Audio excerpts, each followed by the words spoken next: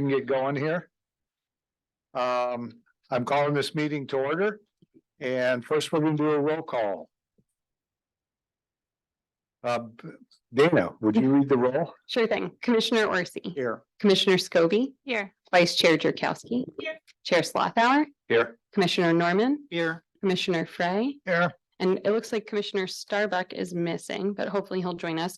If you could all remember to turn on your mics. Oh, I see. Commissioner Starbuck is on Zoom. Don, can you unmute yourself? You're muted. He waved.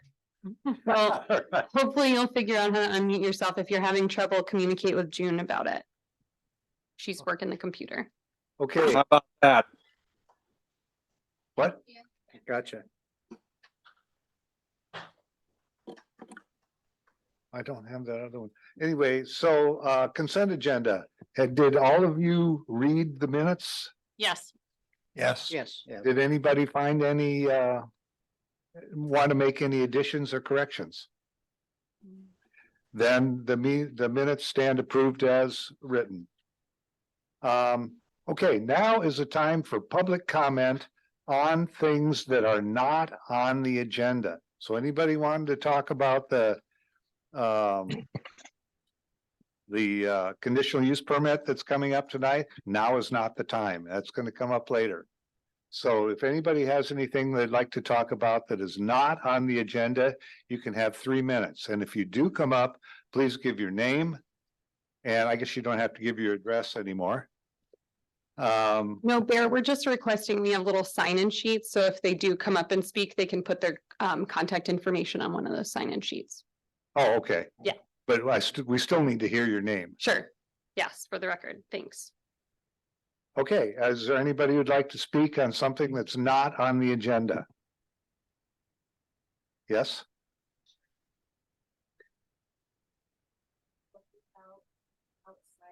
Oh, yeah.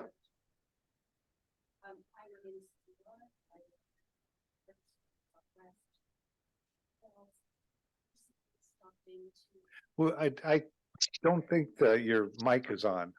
How's that? Oh, That's there you better. go. Okay. Sorry. My name is Susan Miller. I live at 989 Carter Street Southwest in Ocean Trails. And I recently stopped in a couple of weeks ago before the Cranberry Festival to the Water and Power Department and also the Planning Department. And I am requesting again that Carter Street Southwest from Lincoln all the way down to Harrison, I believe, receive some maintenance assistance with the dried, dead gorse that's actually in the donut hole, but a part of the 4-foot leeway for the city. We really need to have that removed. It is a fire burst waiting to happen. They have pictures that I went ahead and sent them all, so I don't have them with me. Okay, Okay, thank you. thank you. Anybody else? Signed up, but I'm not sure about the agenda. The agenda's over there on the minutes, people. Okay, so is gravel point an item I can talk about? It's on the. It's on the agenda. Not talk about. You will have an opportunity to speak about that item during the public hearing. Thank you. Yes. Anybody else? Okay, well, let's move on. The October meeting is going to be rescheduled to October 19th. What? That's just my request. I think I'm not sure if you need to vote on it or not. Yeah. Yeah, we need to vote on it. Yes, that was my request. So there's a planners conference for the state of Oregon happening on our regularly scheduled planning commission meeting. So my request is that we move that one as well as the meeting in November to the week prior because the November meeting falls on Thanksgiving. My birthday. Ooh. Thanksgiving or the No, Thanksgiving. Everybody has something to be thankful for this year. So anyway, actually, let's do them one at a time. Somebody want to make a motion? I move I move, we move the October meeting to October 19th, Second, 7 o'clock. All in favor? Aye. Aye. Opposed? It passes. We want to reschedule the November meeting to November 16th, which is, again, so we're not on Thanksgiving, which I think is a good point. Motion? So move. Good. I'm fine with that. Second, we have a second? Second. Second, okay, Bill. All right, vote. All in favor? Aye. Aye. Any opposed? Okay, it passes. All right, now we get to the other one. This is the agenda. This Yeah. is the agenda, yeah. This is the one that's gonna take us a while. I now declare the public hearing open at 7:07 on the 28th day of September, 2023. This is an official public hearing before the Planning Commission of the City of Bandon for a request for a conditional use permit to construct a new resort consisting of a 110-room hotel, 2 restaurant spaces, meeting rooms and spa, as well as 32 suites. The applicant has also requested a variance to certain height restrictions and a plan review for commercial design standards, parking and signage. The applicable substantive criteria are contained in the Bandon Municipal Code and the policies of the comprehensive plan. The applicable criteria can be found in the staff report. Please address your comments to these criteria or criteria you believe apply to this decision. Official notice is hereby given that the Planning Commission can consider laws, ordinances, court decisions, etc., without having them established as evidence in this hearing on the record. A copy of the minutes will be available in the city offices. A copy of the rules and procedures I am reading will be available in the city offices as part of this file. Okay, are there any commissioners present who wish to declare ex parte contact or a site visit? Before I even knew that Gravel Point was going to exist, I took a walk in that area. That's it. Okay, I've walked through there many times and I know several people that are living in the area. well, so far do either of you feel that this would influence your decision? No, I live on Strawberry Drive and Can you make sure your microphone is on? Sorry. Is it on? Sure. Oh, yeah, okay. Yeah. Quite a few of my neighbors have submitted testimony.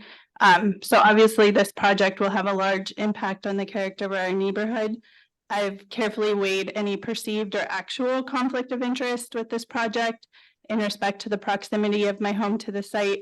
And I am confident that there is no actual conflict of interest as defined in the code.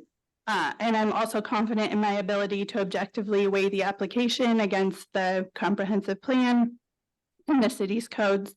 But my first concern is the good of the order. And so if there's anyone that would like to challenge my place on this commission, I'm happy to recuse myself. I also have had ex parte contact. I've had several conversations with neighbors that it's come up. And I've encouraged them to voice their concerns here at this meeting tonight and shared documents that are freely available on the city's website. Tom? I've ridden my bicycle through there to get a sense of the topography. That's it. Okay. Gordon? I've driven by there a number of times, but I didn't do a site visit on this particular occasion. I did get a couple of neighbors who sent me emails requesting if I could provide them with information, and I basically referred them to this meeting tonight, either via Zoom or in person on the city website for the application material. I hope I didn't misspeak, Dana, but I told them also that written record of this meeting would be available on the city website with probably in a week. I'm not sure Richard can meet that time frame, but we will post a video of the meeting, as soon as we're done here tonight. Probably early next week, we'll get it on the website. Bill? I have also driven by the site thousands of times literally, at least portions of the site. I've walked through it before it was sold to the applicant. I've walked around it. I saw the presentation by the applicant to the city council. I think it was 2 meetings ago. And I have read and heard comments on social media and people talking about the project, but nothing to sway my opinion one way or the other or create a conflict of interest. Okay, and Don, you already commented, so. Yeah. Now, does anyone wish to challenge the participation of any member?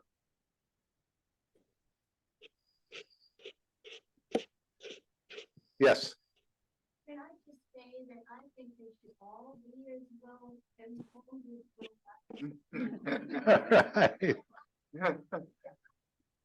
There. What? Yeah, no, actually, that's not an issue. And here, that's not something that we're gonna discuss. So, yeah. Yeah, if you want to read the hundreds of pages that we've already read, you're welcome to do it. Okay, Actually, I did forget to say that I did watch the council meeting also on Zoom. okay. I think the important thing is to just state if you gained anything from any of the inadvertent sort of discoveries that you. Yeah, is it gonna influence you, what No. you, Mhm. what you are, what you vote? No. Okay, what does the staff have to report? All right, thanks. I've got a presentation. June's gonna pull it up. So this is a type 3 public hearing for planning action 23045. The request is for a conditional use permit to construct a new resort. I won't read through everything you just said.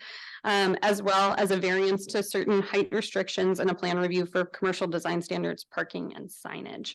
The applicant requested that they consolidate the application, which is allowed per state law. So we are hearing items that would otherwise maybe be staff decisions here tonight during the public hearing. So just wanted to let you know that that's why there's so much information in here. Great, can you go to the next slide? Also as part of the application, so the site I think is really interesting. And it contains what we called internally the window pane subdivision. It's a really old subdivision that has little tiny lots platted in it. And a street configuration that probably doesn't match what we'd actually want to see on site. So as part of this proposal, they're also dedicating the rights of way. I'm sure people saw that there was also a request before the city council to vacate the existing rights of way. And the idea is like they would vacate these existing rights of way and dedicate new rights of way as part of this approval. So just wanted to be clear about that. Can you go to the next slide? So this is where the project site is located. It's about almost 25 acres. It's east of Beach Loop Drive and just north of Carter Street and south of Face Rock Drive. It does abut land that would be considered the donut hole. So this is sort of the extent of the current city boundary. Next slide. So I'm just going to start going through the staff report. I'll try to keep it brief for you because I know the applicant is probably going to share with you similar information. So what we do as staff is we review the application for conformance with the code criteria that we find apply. So to this application, we're going to go through the conditional use criteria, the criteria for a variance, the controlled development 1 zone criteria, signs, commercial design standards, and then off-street parking and loading. So I'm going to start with what I felt like makes the most sense. The CD1 zone, so the applicant's request is for a hotel motel and a few other uses that we're going to lump into commercial retail sales and services.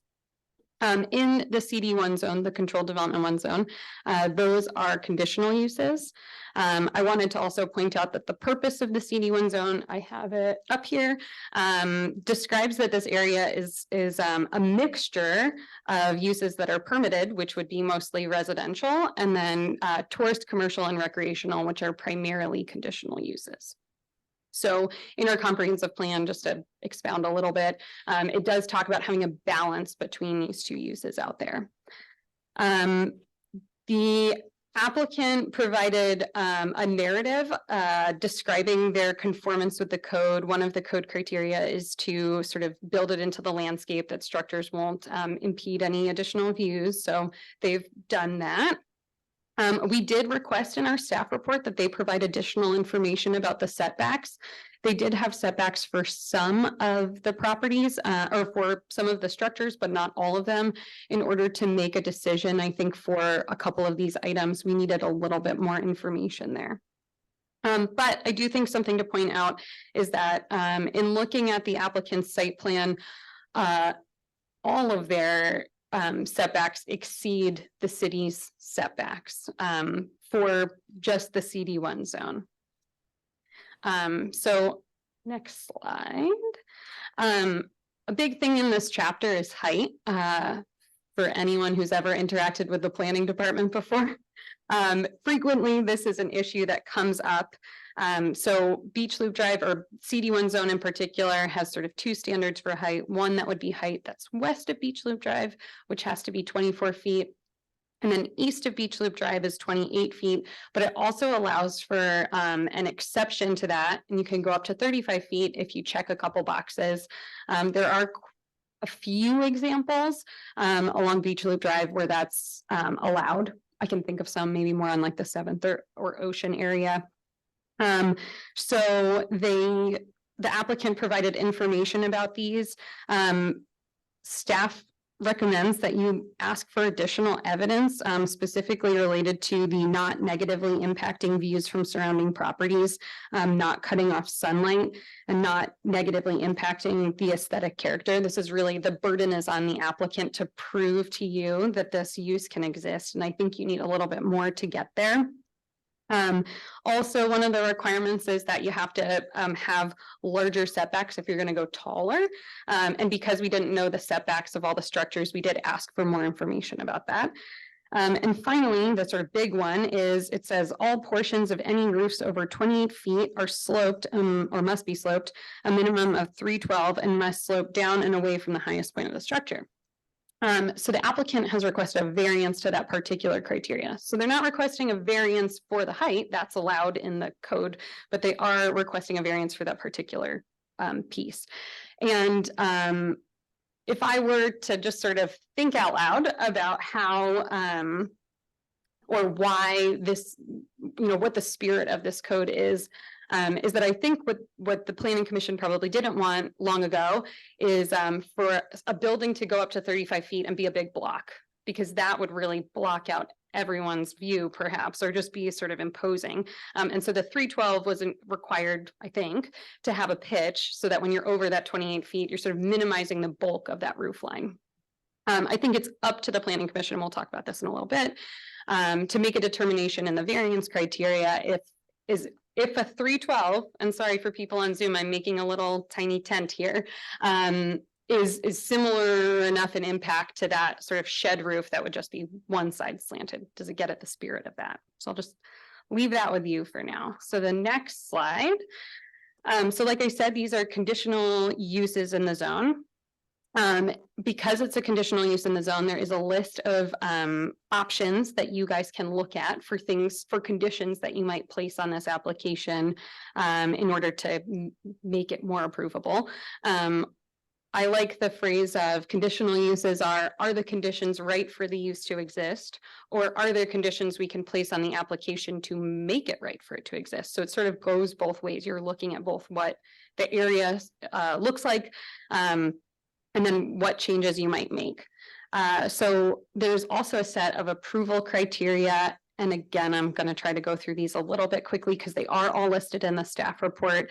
One of the approval criteria is the comprehensive plan. So generally, just because we have a lot of people in the audience who might not know how this works, but we have a comprehensive plan that is the guiding document for our city. And our municipal code is the sort of enforcing agent for that comprehensive plan. So generally, the plan has aspirational policies and goals, maybe some objectives, and those are implemented through our codes. Sometimes our codes reference and say specifically, you have to be able to meet such and such policy in the comprehensive plan. Nothing that I could read applies in that way. So we did go through in the staff report generally that this project is it meets the general sense of the comprehensive plan, but again, no mandatory language.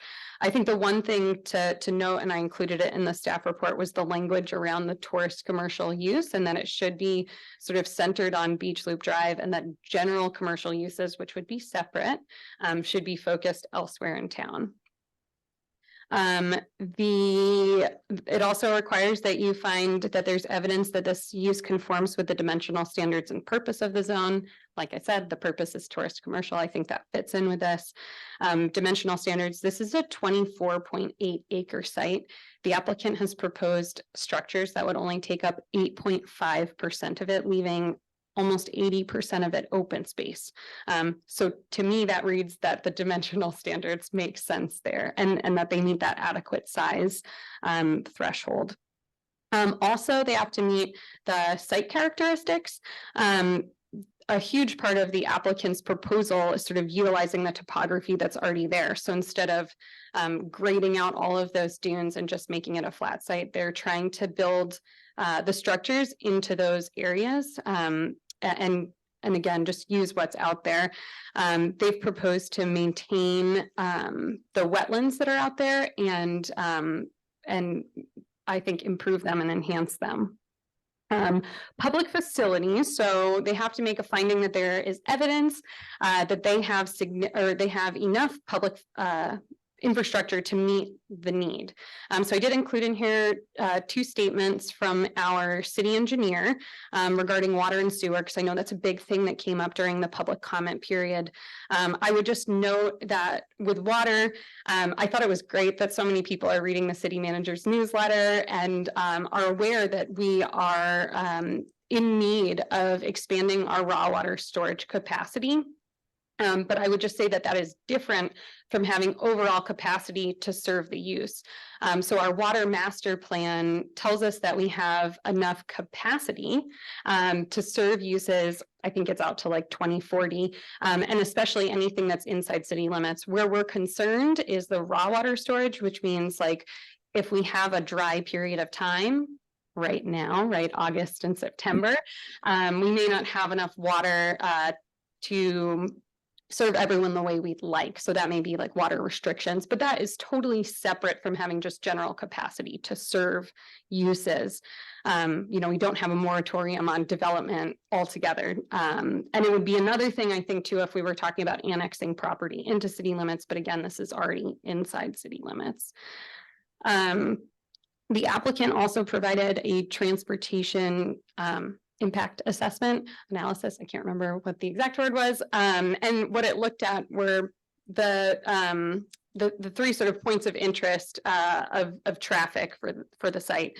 So one would be the intersection of Carter and the future intersection of Carter and Beach Loop Drive, and what that impact would look like, the Beach Loop Drive in Seabird, and then Seabird and 101. And I think that probably the most interesting or important thing to point out is that the intersection with Seabird 101 and 101 is already a problem. And whether or not this resort gets built, it's a problem. I mean, I think I included in here for you some information from ODOT that we have gotten previously, that intersection already meets the warrants for a signal, but it is not a priority currently for ODOT. So it's not our right of way to deal with. But however, I'll sort of put an asterisk on that the TIA also says that that intersection will move to an F. So, and an A through F is the worst. So it's definitely something that I think that you all should consider and discuss. And that it's on our radar because we're also updating our transportation system plan, but unfortunately the fix there is it's not very easy. Finally here would be neighborhood impact.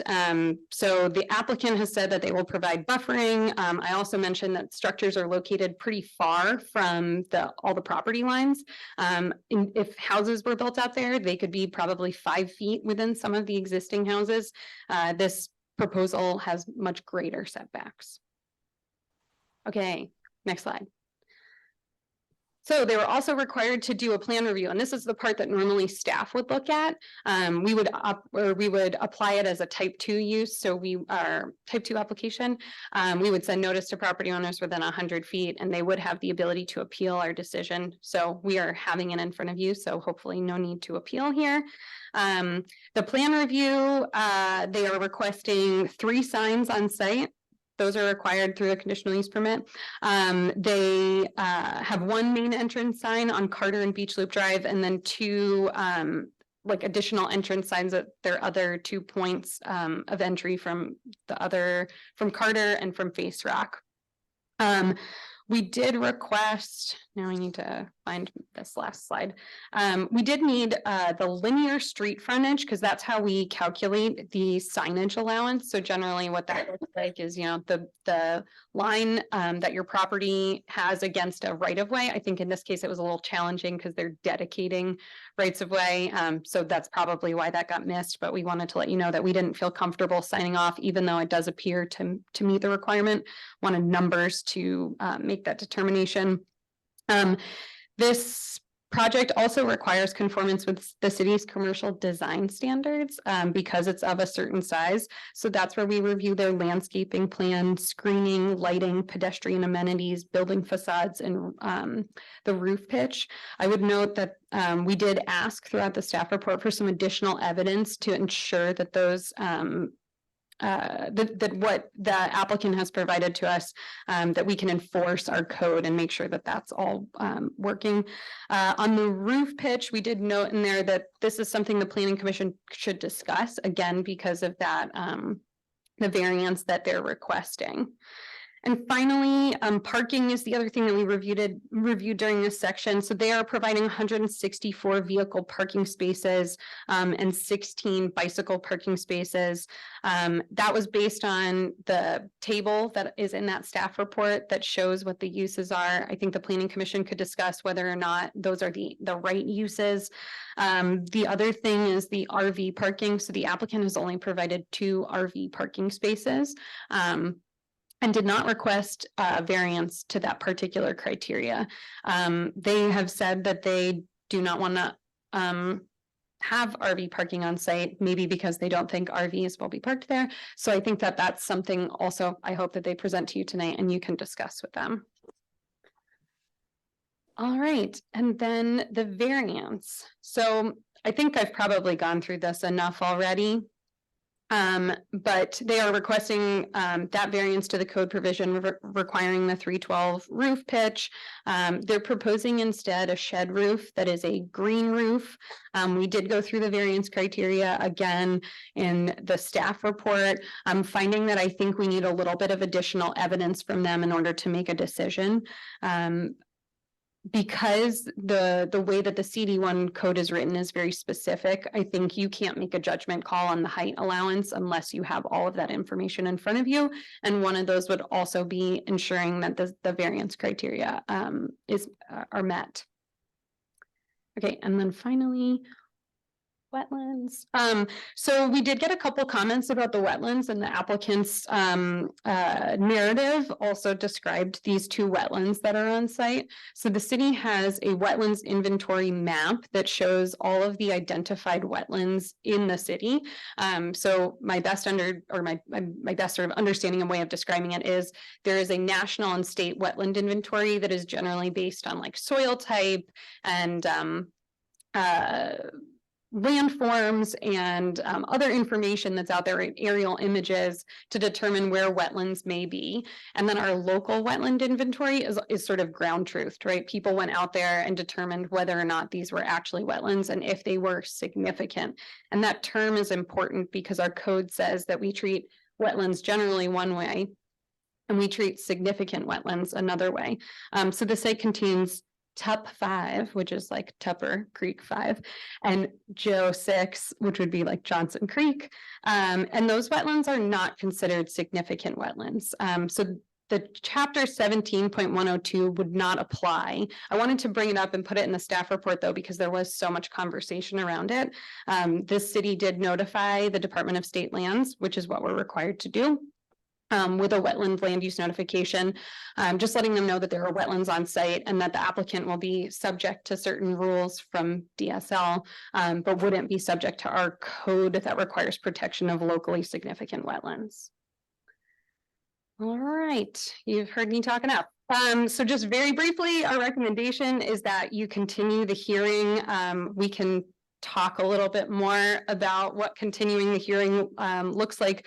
We did get a request in the public comments that you received this evening to leave the record open for an additional 7 days. So I think maybe once we've heard public comment, we'll come back to the hearing continuation discussion. I did list on here too the additional evidence that we felt like you should get before you make a decision. No. All right, thank you. Do you have any questions? So I have a question. So what makes Tupper Creek wetlands and the Johnson Creek wetlands not insignificant, you know, of less significance? I did include in your staff report, if you want to pull that up, and I have extra copies of it here if anyone wants to look. But at the time the wetland inventory was completed, they did this locally significant wetlands criteria sort of study, and they had a list of things that would make it locally significant. And they went through and they either said yes or no, and then on the bottom it will say does not satisfy the criteria, not a locally significant wetland, or does satisfy the criteria, is a locally significant wetland. And on these two particular wetlands, they were no's across the board. Thank you. I was not here when they did it though, so I couldn't tell you exactly Right. how it was done. Yeah. So another question for you. So it doesn't look like there's a real good solution when it comes to traffic. Is that right? If for example, the commission thought it would be a good idea to funnel traffic out directly onto 101 or something like, I mean, there's really not a good, that would create a major hazard. What do you mean? I'm sorry, I'm not following. Well, right now, as I understand it, the main entrance is identified as being on Carter and Beach Loop. Yes. So not everybody thinks that's a good idea. So if you were going to try to funnel traffic into the resort, if we can call it that, from 101, whether that was via Face Rock or I don't know, 18th or whatever, you know, that would be difficult because of the ODOT's position on the traffic signals, right? Well, ODOT's position on the traffic circle, without speaking for ODOT, Signal, is that Seabird and 101 is a particularly challenging intersection because of that dip down, Yes. and that they couldn't put a light in because you're sort of coming at it from such a high speed and from that dip. I would not know what ODOT's position would be about signalizing a different intersection. However, and I guess I say that because the signalizing of the Seabird and 101 would be extraordinarily expensive because of that dip. Now, elsewhere where the speed limit is lower and you don't have that same topographical issue, it may be way less expensive, although I think signals are just expensive, period. I think the challenge you're going to have, Face Rock may be the only street that could connect over, but we know that there are some wetlands on the parcel that connects to Face Rock Drive. There's no right of way platted through that private property, or through either of the private properties that are sort of adjacent to this site. So I wish there was a better answer to give you about where like a future access out to Highway 101 might be located. But right now it would be going through private property and through county right of way. If you tried to look that direction. Yeah, Thank you. yeah, I'm sorry, may I ask a significant No. clarification? No, not right now. Mm-mm. It's gonna change everything the way you're. No, No, no. Okay, We have maxed out our Zoom at 100 people. really? So Mr. Chandler sent me a little message that said, given that it's important, I think, to continue the hearing, allow people who weren't allowed to testify a chance to testify rather than just keeping the record. Just so you know, because there's been quite a few people trying. So Okay. did it just freeze? Is that what happens when it? No, there's a limit. Okay, thank you. Wow. good to know. Okay, thank you. Clarification on the wetlands? No. There will be a time for that later. Now we're just setting up for it. Dana, I have a question, please. Yes. On your staff report, there are a number of items where you recommend additional evidence be submitted. Does the applicant get a copy of the staff report so they're aware of? Okay, Yes, that's correct. They get the staff report at the same time you do, so we send it out to them. great, thank you. So they may be providing additional evidence this evening during their presentation. Okay, anything else? Not for me. You got You, anything? anything else from the commission? Nope. no. Okay, then why don't we move to the applicant? You have. Just a minute. I should read this so I don't mess it up. I've heard it enough times, but. Please, when it's your turn to testify, which is now for the applicant. The applicant will be granted 20 minutes. After all testimony is taken, the applicant will be given 10 minutes for rebuttal. Everybody else, when you come up and you speak, you have 3 minutes. And we will be, we've got so many people that want to talk, we have to limit it to absolutely 3 minutes, then stop talking. Now, failure to raise a sufficient issue with sufficient specificity to afford this decision-making body and the parties involved an opportunity to respond to the issue precludes an appeal based on that issue. Does the applicant or their representative wish to make a statement at this time? I knew you would. Thank you. Greetings, Sherry McGrath here.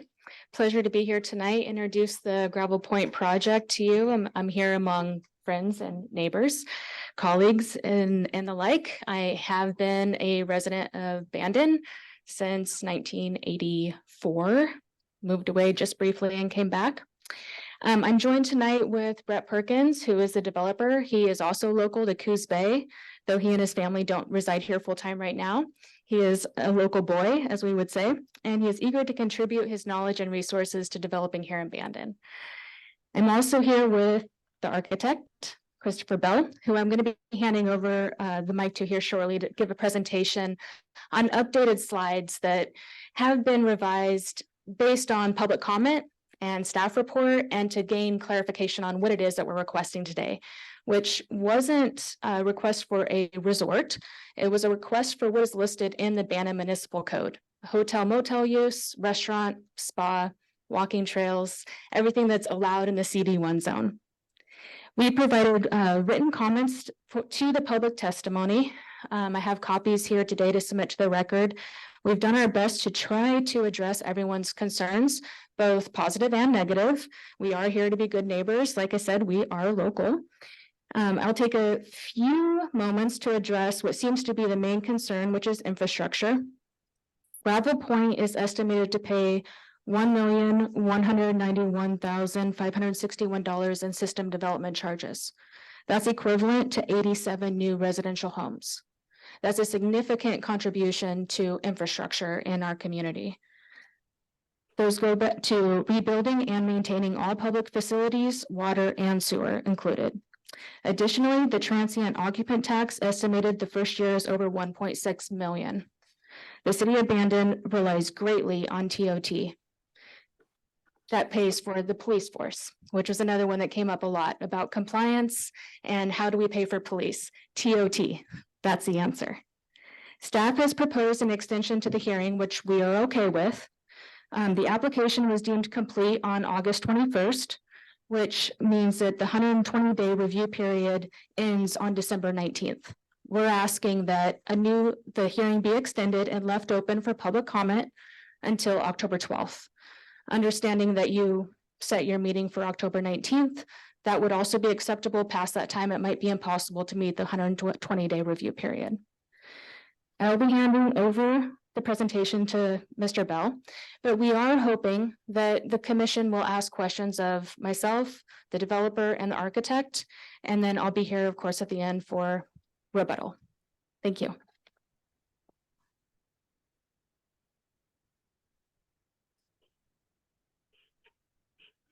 Just my timer, not on the phone. Thanks for having me up to speak. If you just go through right there's, I think I won't go through all the text that is here. Your name? Mike Christopher Bell, the architect GLR Group. And so if we just go past this, I think we know where the location is at this point. I'm not going to get through the text there. To the next slide, please. So right there's the location and the access that's been discussed off Seabird, right? You get to the end of the road there and take a left or a right and go to the Best Western where I'm staying this evening. Or go right and go up to the project or up to the Sunset Oceanfront Lodging or Lord Bennett's or whatever you need to go to. We are saying that is the access into the site, that it does come off Beach Loop. I know there was some concerns in the comments about the opening up to Carter, and does that mean that other people are driving into the site that way? I don't think so, and I think that Carter connection is really the city's request, to which I agree to. I mean, it's a good idea to keep the neighborhood connected. I don't think it's about access to this site. We don't see it that way. Next slide, please. So once you get to that turnoff, this is that sort of front door driving into the site. Right there's that sort of dune lodge we discussed. We described rather by name, which is that building there at the front, which has some sort of restaurant terrace which faces back into the site to the east side here, and then in the background there you can see the hotel building, which is the one that has that 312 variance request on it. So it's many hundreds of feet into the site, and it's nestled into that sort of existing grove of trees that's on site at the moment. Next, please. Oh, that kind of jumped ahead on me. The street lighting is imagined at this point as these fixtures, which are cutoff fixtures, 16 feet high, that would go on the public right of ways. And the reason they're in there is because we think that it is a city requirement to have a lit street. So it's not that we are looking to put those anywhere else on site, just to light those public right of ways as is required of us. Next, please. Thank you. To the signs, there are, yes, some additional calculations put onto these slides. I won't get into all the numbers, but really the linear feet divide by 2 to get the square footage gets you into hundreds of square feet still available for signage. We think there is a 48 square foot maximum despite that, and we're suggesting about 40. So we think we're way inside those numbers. Next, please. And then here are those secondary signs that we were talking about on Carter and Face Rock. Thank you. Next. So that'll get unfuzzy in a minute, I bet. That is the survey. You can see this. The gray lines are topography. So that's just how many lines are there. So to Dana's point, we're trying to leave the canopy alone. We're trying to leave the wetlands alone. We're trying to leave the topography alone to the extent that we can, because we like it. It makes it interesting. We don't want to go flatten the site and make it into some other site. So we're going to some lengths to try and maintain and enhance that landscape that we're seeing there today. Next, please. So to that, we have the landscape architect's done some work in terms of sort of looking at the planting zones. There have been some comments about some specific items on this being non-native. If there are any left in there, we will over time edit those out. We have no intent to do anything other than restore the native landscape. That is the 100% intent of the list. Next, please. So here's the general configuration of the site. You can see there's a couple of things worth noting, right? There's the Carter Street connection that you can see winding over there. And then there's also another one that sort of goes up to the northeast there, just south of the sort of crescent-shaped hotel building. And that's to allow for future connection as it may come off to the directly east towards the 101. It's not really in our gift at the moment to provide that, but I think it's something that we are willing to sort of set up as something that might happen in the future. You can see basically the two whatever commercially scaled buildings are at the center of the site. They're pulled in from the edges quite a ways. And then anything that then spreads out across the site from there, we've made a sort of domestic scale architecture, right? So it's like houses. So it's trying to reflect the scale and character of the neighbors, so that we're trying to be part of the neighborhood by reflecting what we see across the property line, if you like. Next, please. There was also some comments about screening, particularly to the southeast corner. The previous drawings we had just provided screening where the code mandated it. Our idea on the site is to kind of leave it unfenced and leave it open and natural. But where the neighbors would like to be screened, and I can't blame anybody for requesting that, we are more than happy to provide that. So wherever it's wanted, it's not a problem. And so we've extended those lines to show that that is our intent, to make sure that happens. This one, yeah, this is parking. So there's a few little parking spots around the site next to the villas, etc. As you go into that dunes area, one of the things we tried to do to minimize impact, A, on the landscape and B, on the neighbors, was not have cars go up through there. So that is a walking path and golf carts. So there is golf cart parking adjacent to all of those units, but not cars.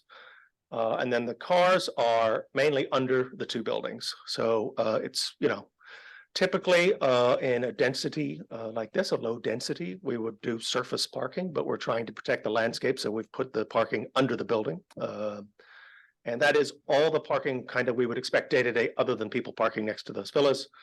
And then down the sides of the road there, where you can see the sort of the blue stripes, that is sort of overflow parking on the surface if there's a, particularly busy for some reason, but that gets us up to the numbers that are required. Next, please.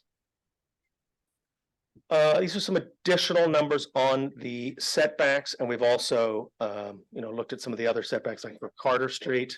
You can see the sort of the main hotel building is 300 feet from the west boundary, 190 or so from the east boundary, and like 155 from the north boundary. So it's well set back from the boundary lines. The west side, I believe we understand to be an 8-foot setback requirement. We are providing 43 feet at the closest and 87 and a bit at the commercial building. So again, we're trying to make sure we're well inboard and minding ourselves as much as we can. Next, please. This is that central building. These are kind of hard to look at, these elevations, just because it's got a big curve to it. You just kind of don't read that, and the way it's falling away from you in these things. But right, this is the crux of the height issue, right? We're going to that sort of administrative height, but we want to go without that 312 pitch. We'd like to do a flat roof, and we'd like to do it with green, which would be habitat creation. So the best thing you can do on a roof for habitat creation is bird life. That's what they tend to be useful for. We have more gray water capture potential on this site than we know what to do with. So in terms of watering that, we have enough collection and storage capacity to deal with that without it being potable water. That's not what we would be using. Next, please. This is that dune lodge that we saw in the rendering. And again, you can see, right, it builds itself into the dune as it faces back into the site. It's got its sort of active edge. And on the bottom image there is as it faces the neighbors to the west, where you can see it's mostly buried and has no activity facing that way. It all faces the other direction away from those neighbors. Thanks. This is a quick solar study. This is the summer version. So the little stripes on the middle one are the sort of general wind direction. But you can see right in the summer, you wouldn't expect much shadow issue to arise, and it doesn't. And you can see right the sort of the crescent shaped building there and its shadow lines. If we go to the next slide, please, that's the winter one, where obviously shadows get bigger because it's winter. But you can see there too, right, that that building is pretty much contained inside the property line at all points during the day. Here's just that nearest villa on the west side, and just to sort of indicate the scale of things and what that looks like as a neighbor. That building, the elevation that faces it, we will come to that in a minute, has 3 windows on it. One is the foyer, one is a sort of vestibule that goes to a powder room, not the powder room, and the other one is a high relight in a dining room. So we're trying to make sure that the occupied spaces are not facing the neighbors. They are too facing back into the site or to the north onto the wetlands that we're enhancing. Next, please. Then, as that was one type of villa, this is the other type that's built into the dunes. And again, you can see the sort of the bedroom living facing right, and that's back to the other wetlands that we've built the crescent shaped building around. So that's again a sort of a common green space for everybody to be looking at. And then the sort of, you can see the golf path on the right hand side of that plan. Yeah, next please. We'll come to some other images in a minute too. And these are just longer sections all the way through the site from property line to property line. Next. So here's that golf path going past those dune villas. So we did have in a previous submittal the street lights going on this. There was some concern voiced about that, and we said, yeah, that seems like a pretty reasonable concern. So we have taken those out and gone to 3-foot high bollard lights. These two are cutoff figures. I think that'll come in a minute. So those cutoff figures would be dark sky compliant for all that sort of pathway and street illumination. Next, please. Yeah, that's them. That's them there. See, I knew I should have waited for a second. Next, please. So there's one of those villas as a sort of layout. Again, the undulation of the ground there, each one's a little bit different, so that is indicative. But it's a sort of weathered wood effect with a sort of board formed concrete sort of aesthetic. So we're trying to make it feel part of the community by using wood and sort of those gray tone concretes to say it's of a part with the other buildings around us, despite not being traditional. Next, please.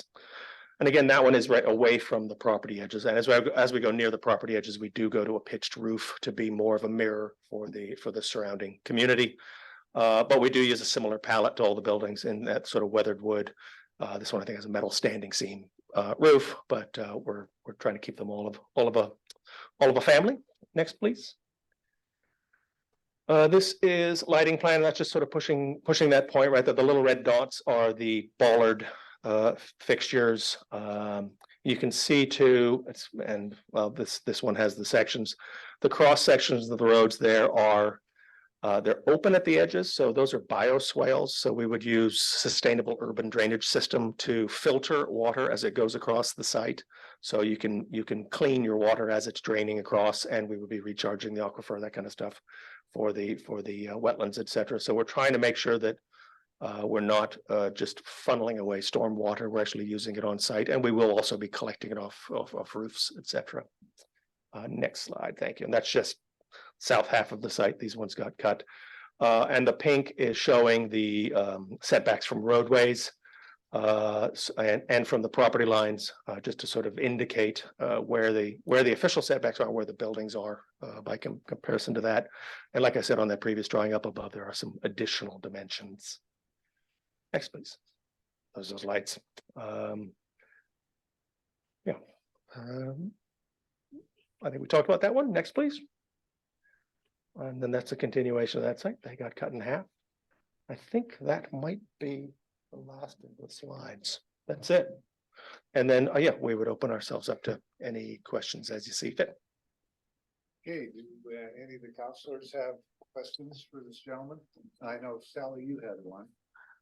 Yes, when I was reading about, the suggestion that there might be people who could use the villas or something as housing when they were waiting workforce, more or less temporary.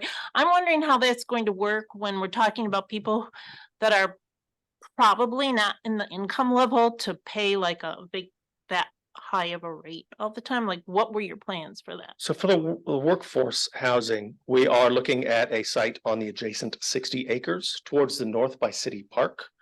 We're also looking at that site for a couple other things. One would be the Bandon Aquatic and Fitness Center. We're in talks with them in terms of trying to form a partnership so that they could find a home. And then the final piece I think we want to mention there is we're looking at putting a 250,000 gallon water retention facility. Okay, so that's separate from what I was understanding from what I was reading in all this literature. And I can't find it either. I mean, I know it's here. It's Correct. It's, Yes, when we first developed the plans, well, Chris first developed plans, we didn't have ownership of the adjoining property yet. So the findings, the plans were done prior to that. If you look at housing for temporary nurses, traveling nurses, they have a per diem. And if you look at Bandon right now, availability over the next 6 months, on average, there's 4 units available, but they vary. So there's about 20 that are in rotation or more. A lot of them are vacation rentals. A lot of them are hotel rooms. Some of them are people's basements. The point is that they're rented out for 30 days or more. So they skirt that vacation rental piece and they go into the other market. So traveling medical professionals need space to live, but they're also using the inventory that we need for true workforce housing. And they do have that per diem. They can afford, they get paid between $1,500 and $3,500 a month. So since that point, the property owner has purchased the adjoining property into the north. And it was submitted, you may not have seen it yet, but it was submitted into the packet that workforce housing is proposed on the north side of the property of the adjoining 60 acres along City Park. Mhm. And that would account for up to 60 dwelling units. Yes, For staff. I understood that from the council meeting, but I was under the impression from what I was reading that it was in regards to what you were proposing tonight, and that's why I was confused. Well, because it came about after our application was submitted. And because there was so much interest in the workforce housing piece, we did ask permission to show a little bit of the future plans, even though they're not set in stone. We're going through wetland delineation right now, doing traffic study. We're talking to the Bandon swimming pool about how we can incorporate their plans. You know, we're still planning out, you know, where does that final connection point in the annexation take place? So those items are quite a bit down the road at this point. We're doing our best to propose what is an isolated proposal on this 24.8 acres that's not required to go through annexation and a master plan process, but also be mindful of the things that the city says that they need. Workforce housing. Also, the water master plan calls for a 250,000 gallon water reservoir. We're prepared to provide that on the adjacent property. That's where the city engineer calls it out as an ideal place. And that's where that water shortage comes in, is having that in place for when we actually need it. And then, of course, as city continues to grow, the transportation plan will be realized. And that's when, through annexation, the connection points to Highway 101 will eventually happen. However, we have to get through the wetland delineation piece. So for the purposes of this application, Mhm. this isn't about workforce housing. Because would you not agree, most people that work here are not going to be able to afford to stay in one of those cottages? Correct. It's not workforce housing as we think about affordable housing in our area. What it is another option to relieve the demand on our actual workforce housing right now that's taken up by seasonal travelers. And there are a lot outside of the medical traveling professional, you know, we also have other professionals that travel full-time for work. You know, if I travel from out of this area, I usually go for a long period of time. I set up shop, I work, it's a working vacation. So whenever that happens, we edge out the true rental income potential for those in our community that need it. That's the point I was trying to make. Thank you. You're welcome. May I say one more thing about the wetlands, please? Sure, go ahead. Though they're not considered significant or labeled such, the design team, the developer, the owner, myself, I think take the wetlands very seriously.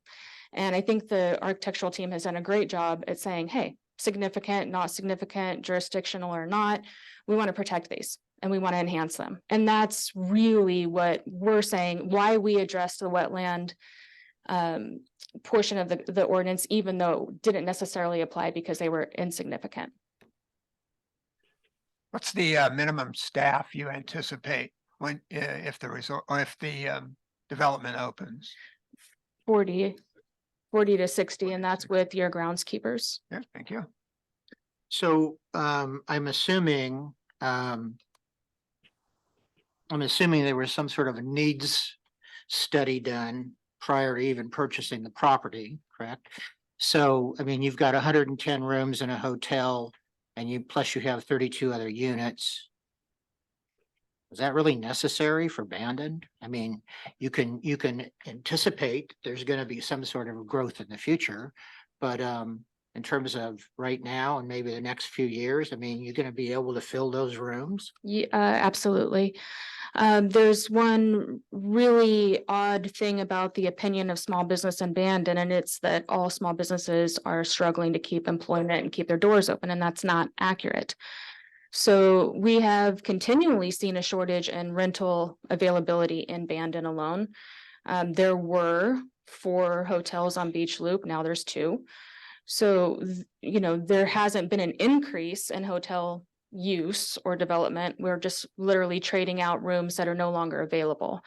This is also creating a problem for vacation rentals, both legal and illegal. You know, because there's a demand, people are renting out their inventory that really needs to go back into long-term rental inventory. Can you speak to the obstacles that Dana brought up to connecting to the 101? It sounded like that wasn't really a possibility, but you're making it sound like it. Well, the Bandon transportation plan clearly shows that there will be a connection point east, west, and north, south. Right. It shows potential through Edna or Face Rock. We have wetland issues in that donut hole area, as we all know. So of course you can put a road through wetlands. It's not something that happens overnight. The county is the property is in county jurisdiction, which is another loophole. It hasn't been annexed in. So far, the city hasn't wanted to initiate annexation, and neither have the homeowners. So there'll be a process, and however many years that takes to get realized, I don't know. But it is clearly shown in the TSP that it will connect. There were a few comments too that neighbors had about the north-south connection. Jackson is shown to be a local street with utilities, but it will be Franklin that connects all the way to Seabird. That's the highest priority as far as I understand. That will alleviate pressure through the Ocean Trails development. I was just gonna point out that I think the point I was making with that northeast connector was that we are preparing for the future, right? That we don't think we can actuate that, but when and if and how that comes about, we're ready to work with it and make it happen. Let's talk, while we're on the subject, please, let's talk about the parametrics report. Which, correct me if I'm wrong, it only addressed PM peak hours, which I understand is an industry standard. In other words, I did not see any discussion of possible traffic flow for AM. That would be people coming to the resort, people leaving the resort, staff coming and going, service vehicles coming and going, delivery vehicles coming and going, and people coming to the restaurant and or spa. And that's got to add a lot of flow to that 110 peak hours. So I'm not sure that 2 access points as presently conceived is sufficient for a development of this size. And I think that ties in with some of the other questions and the conversations we're having now. And I understand the issues, or I understand some of the issues involving driving a road directly from Oregon Highway to the resort.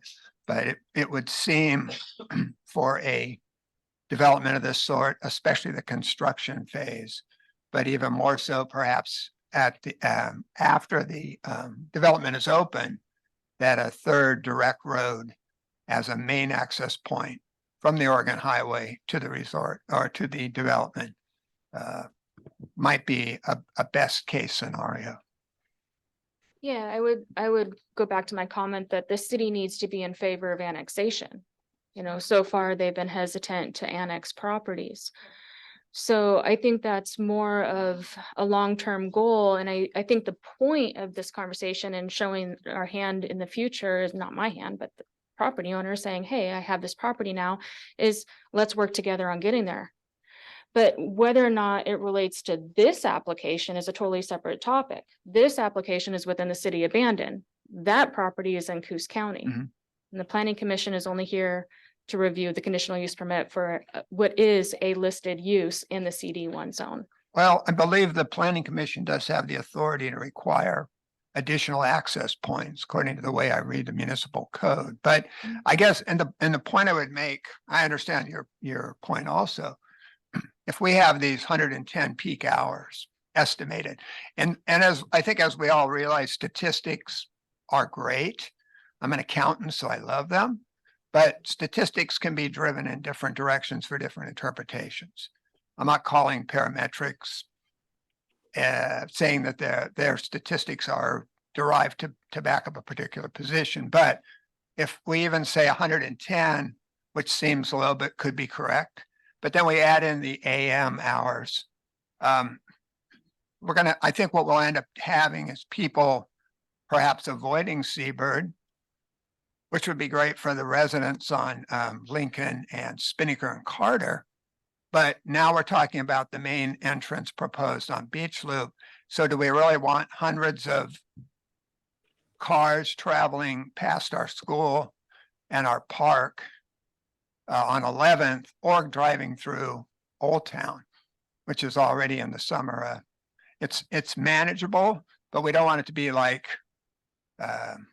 another city up the coast where people are starting to avoid it because traffic is gridlocked in the summer, because there's basically nowhere to drive. Sure. Again, I do believe this has to do with the city being favorable of annexation and paying their part into developing those roads. Putting in a street is not an inexpensive endeavor, not to mention that you run the risk of losing a project altogether if you start requiring something that is over and beyond what really is in the purview. Mhm. We're not talking about annexation, the donut hole right now.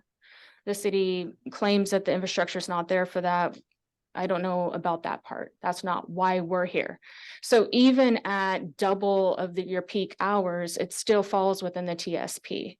And Parametrics is the same company that's doing the updated TSP plan for the city of Bandon right now. So I would say that if the city of Bandon trusted their dollars and their time into that company, that the report would still be accurate and reliable. Thank you. But you're suggesting the main entrance is on a substandard road. But you're not suggesting adding sidewalks to Beach Loop in front of the resort. All roads in Bandon are substandard. So when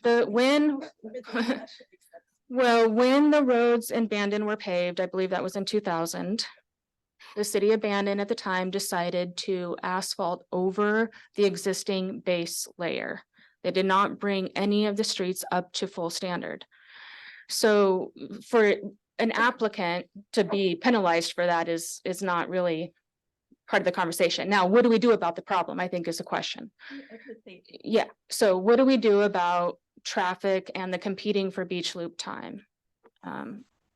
So one of the comments that we received was provide sidewalks along the frontage of Beach Loop. But what do you do when those dead end? So, I mean, if the developer contributes part, is the city willing to pick up the rest of it? Does it make sense to do construction 2 or 3 different times over the next 5-year period to bring in a sidewalk? Or do you disrupt Beach Loop one time and you do it all? So with that being said, does the city have the money to do that whole project? No. Now they do have the option of forming an LID, which is what they do ask of the adjoining property owners is to sign an anti-remonstrance agreement to that effect. So if an LID is formed, that means the property owner would have to pay their portion of the sidewalk along Beach Loop. And I don't think that any property owners would be opposed to improvements. I think the rub is, wait, I have to pay for it. So I don't think that the property owner in this case would be opposed to paying his fair share. But again, my question is, what happens if you only do 700 feet? That's not fixing the big problem. Now, the big picture here is, fortunately, now that there is joint ownership, contiguous ownership, is that we do want to see a trail system and a road system that connects Beach Loop to City Park. That then moves everybody to the interior of South Bandon off of Beach Loop. That's a big thing for locals. You know, people, if you're walking your dog, if you're riding a bicycle, if you're disabled, for any reason at all, it gets you off of Beach Loop. So that's, I think, one thing that we're really proud of. And as a local, I mean, I always have mixed feelings about development, right? This was my town before you guys all got here. So when I think about where's my town going, like, it's exciting to think about a trail system, a city park, a protected wetland, an area that does move traffic interior and helps to break that up while the donut hole is being annexed and while future growth and streets are being put in. I'll just add to that. Sure. That also just this site will have a pathway from Face Rock all the way down to Carter and Beach Loop. There's a pedestrian trail system that will be put in, which might alleviate having to walk on Beach Loop, because you can still make quite a distance without walking on the roadway. So here's your best guess for this next question. So let's just say this project gets approved. How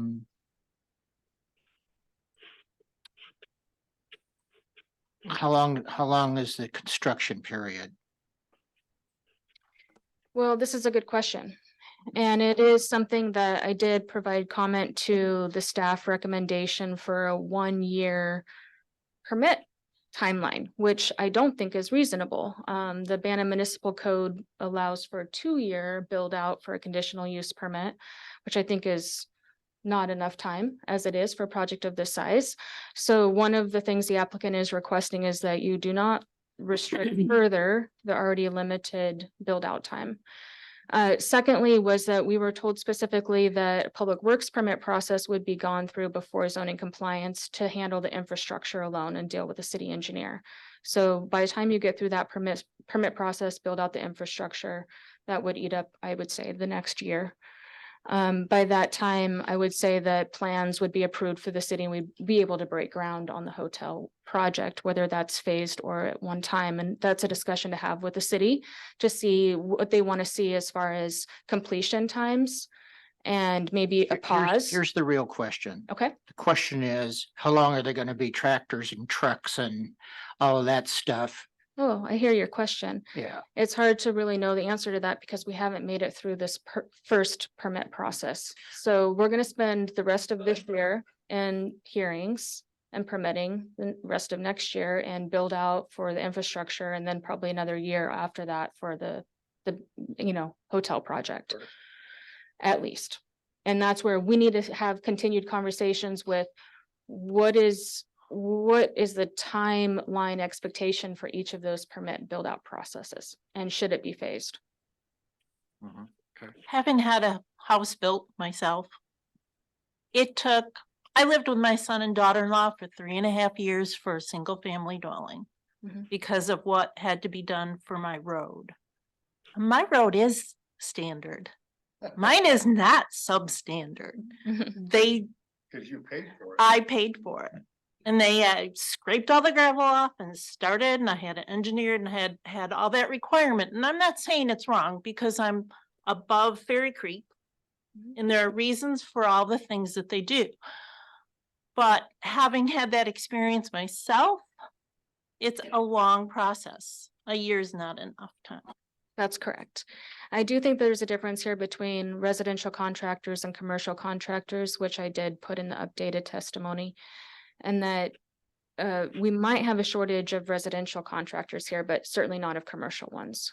Okay, That's its own separate Okay. industry, but looks like Brett Yes. wants to jump in here. Hi, I'm Brett. I'm the developer. I can expand on this. I'm a builder by trade, and so there's a lot of variables that go into a construction project, yes. as you know. A lot of it has to do on the front end with planning. We generally see a commercial project of this size, a 24-month construction process. However, it really depends on the construction type. And we actually go through all of the pre-construction effort to finalize those drawings and Sure. schematic design. So with regards to that, we can, determine if we're gonna go like a mass timber structure or wood frame. Those things play a factor on the timing. And the other things that are issues in the current year is, long lead procurement items like transformers, electrical switchgear, roof insulation, and labor, and that's a big one. And Sure. so sometimes those things delay projects and, COVID. yep, it takes time. So- Hit me.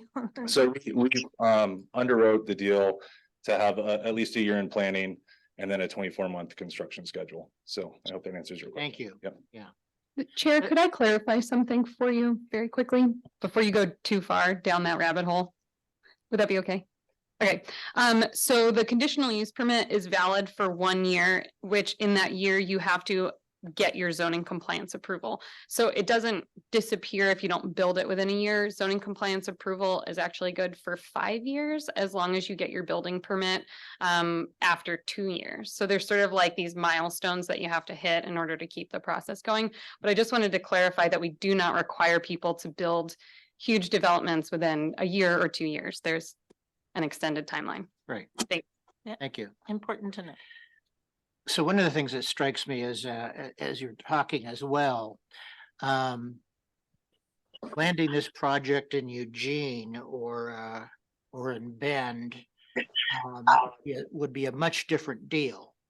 This is a small coastal community. It doesn't have all the resources that you might want in order to have pristine roads and lots of infrastructure and plenty of water and sewer and stuff like that. So, I mean, I don't know. I'm not a developer. I'm not a construction guy. So what do I know? But it strikes me that if you want a project like this to be here, doesn't it make sense that you might have to float more of the changes that need to be made, but of course there's a profitability problem then, so. Well, I think that the developer and the owner have volunteered extra resources. I mean, the city wants a 250,000 gallon water reserve in South Bandon at that location, approximately. The city doesn't want to pay for that, and they've said that they will. That was voluntarily offered. That's to me an immediate concern of the community, water reserve. But that's on the additional 60 acres, correct? You can still make it a condition of the zoning compliant certificate of occupancy. Right, but isn't there something about a site above 40 acres? Like, I feel like we're mixing two different. The master plan is only required when you have a land division or an annexation. So So that land is outside of the city, so. no, the approximately 30 acres are in the county and approximately 30 are in the city. So where you're proposing putting, Is in the city. okay. It can also be on the subject property for that matter. It's just out there that, hey, we're not saying no, we're not here to contribute. We're just saying, how reasonable can we be? So I would say that maybe a good question for the city to consider is it more important to have that emergency water reserve or to annex the donut hole and to push through a new road to Highway 101? But certainly you can ask a developer to do both. So you brought the donut hole up a number of times. So I think what isn't being talked about is the city would have annexed the donut hole by now, number one, if the residents wanted it way back when. So that's one issue. And the other issue is it's cost prohibitive to do so. Providing the infrastructure for that. I mean, this is not like Bandon's made of money. If it was profitable for them to do it, they would have done it. Correct. But it costs quite a bit of money. And the return is not gonna be there. So you know that as well as I do. Mhm. So anyway, that's what I have to say about the donut hole. Yeah, I think the return is there if you have the right development that's paying back into TOT and system development charges and property taxes. You know, a single family residence has too low of a tax rate, doesn't have the same push. It's true. We, That is true. we will also look to sort of affect the demand side of that equation too, which is like LEED Gold, which we would expect to hit with this building, would reduce demand on various things like water and power by about 30% to what you'd normally expect of a development like this. So it's not, just to say it's not all supply, there is also a demand side that we can affect. Would you explain that green roof a little bit more? All we know is it's a green roof. Yeah, so it's not a sort of deep soil, people play on the roof sort of thing. It is a shallow soil, sort of small plants, affair, which we would select carefully to be habitat creation for bird life. That's what we would be looking at. So it'd be grass and native grasses Small and bushes, small shrubs. Yeah, exactly. Okay, Things that were drought resistant. Yes, yeah.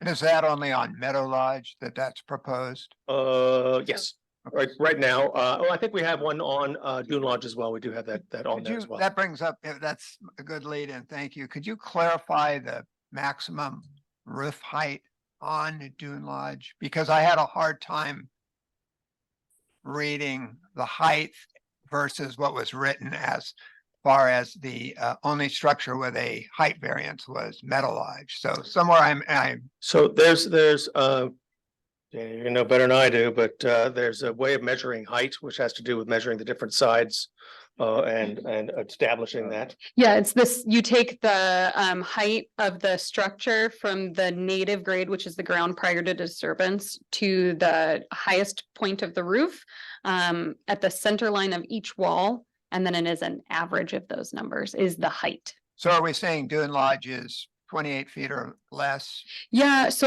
On average. on average? yes, I did go back and look at it. It's a slope, so part of it is gonna look taller. Yes, it And does. that's what I think you probably saw was there was a number out there that looked like 31 or Yeah, I think 34 or something. 31. Yeah. And that's the part that faces back into the east, into the site.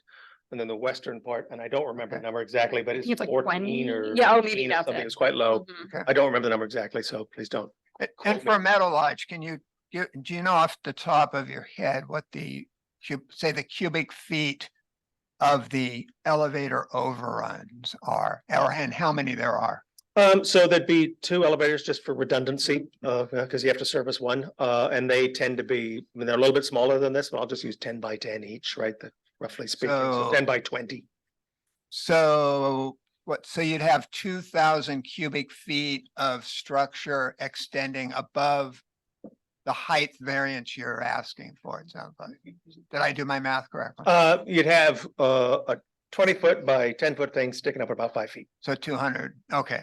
So about 2,000 cubic feet of, Okay, okay. Isn't that a variance on a variance? so the way we phrase it, right, wrong, or indifferent, the way we phrased it was to consider it like Like a chimney chimney. extensions, et cetera, which are allowed to go over the height limit. How many chimneys are 10 by 20 feet though? I mean, I understand your point. How many are 340 feet from the property line, you know? Right. so Yeah, Sorry. that's good. No, that's a good point. Good point. One other question I had in regards to your noise party, how do you plan on enforcing that? Limiting noise? Well, I think, you know, I mean, there's a strict policy in place, and if anybody, you know, breaks that policy, then there'll be some sort of fine. This will ultimately be managed by the hotel operator that we select.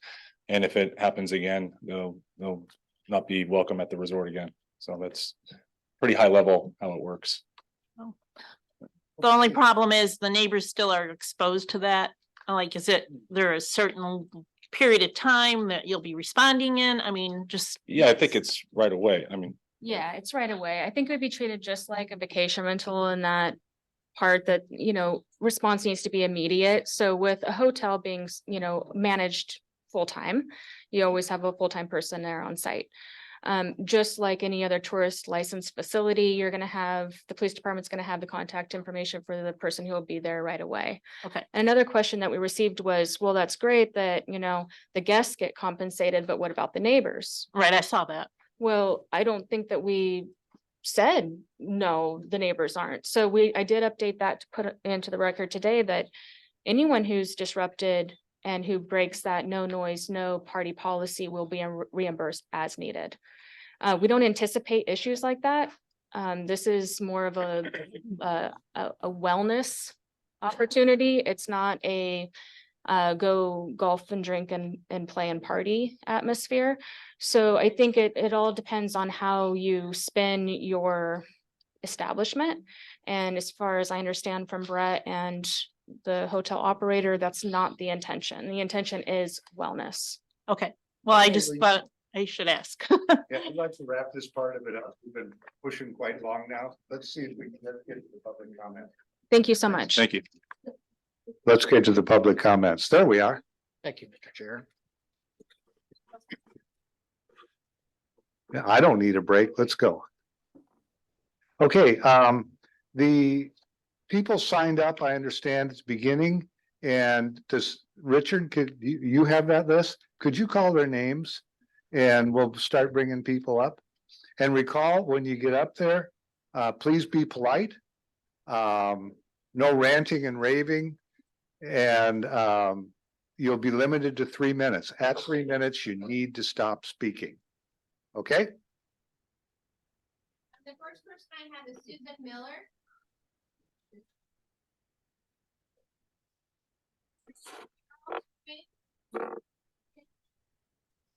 It's Stangy.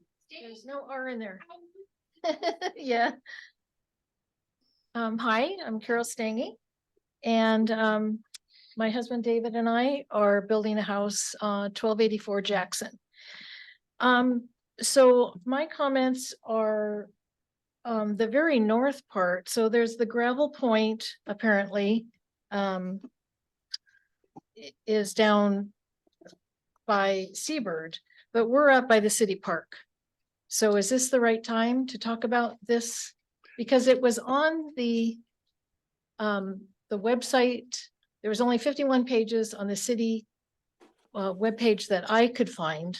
I just heard about this meeting through a neighbor, I never received any notice. Yeah, no, we're not talking about anything off of the gravel point tonight. Okay, so that gravel point just refers to that 25 acres. Yes. Okay, then I will come back. I do have some comments though that I'm gonna meet with her because about wetlands. Okay, thank you. Next. Catherine? Mills? Yes. Hi, my name's Catherine Mills.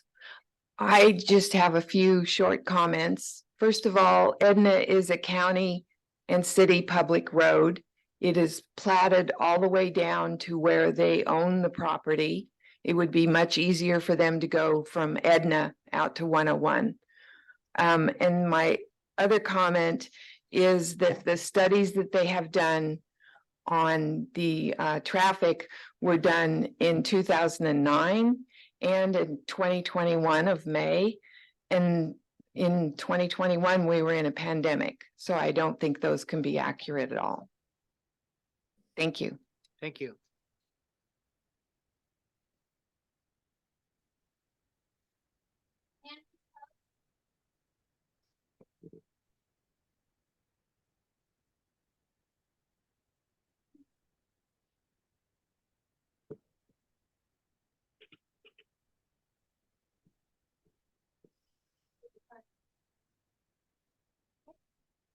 So my name is Nancy Post. I live at 1365 Strawberry Drive.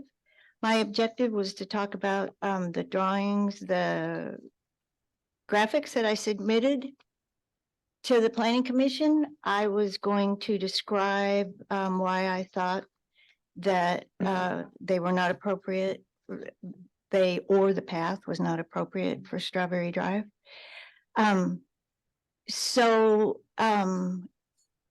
What I really am trying to do is to make sure that the Gravel Point fulfills their intentions.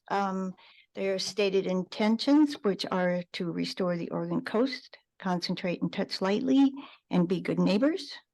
I was going to talk about each of the graphics, but since you don't have the graphics up there, which I was assured would be possible by Dana, I'm going to get right to the point, which is kind of who I am. And so the dune behind Strawberry Drive is distinctly different than the rest of the site. What might be suitable elsewhere is not appropriate on the dunes. What is currently planned for the dunes is disastrous for Strawberry Drive, the path, the lighting, those 5 great big buildings. And it's also disastrous for the existing wetland and the wildlife. And I am just going to politely say that my fear from the beginning has been that this is too big for the Planning Commission to decide on their own. You need to include the city council. And that has been completely borne out tonight by your indifference to visiting the site and familiarizing yourself with the surrounding neighborhoods, or giving us enough time for any sort of meaningful input. Thank you.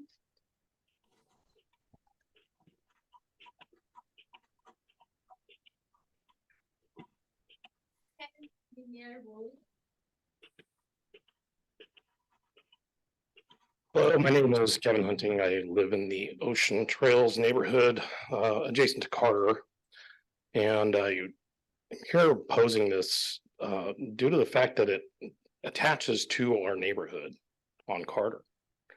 Right now, it's a mostly retired, mostly full-time neighborhood, and it is going to increase traffic.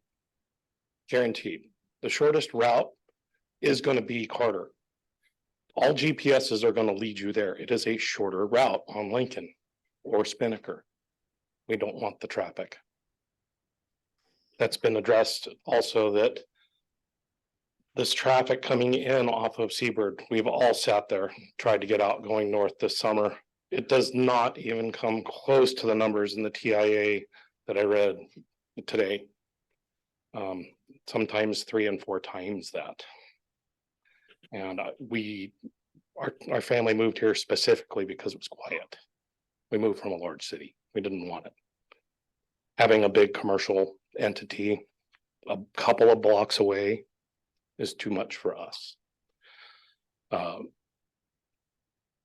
We see this additional commercial use as not meeting the neighborhood.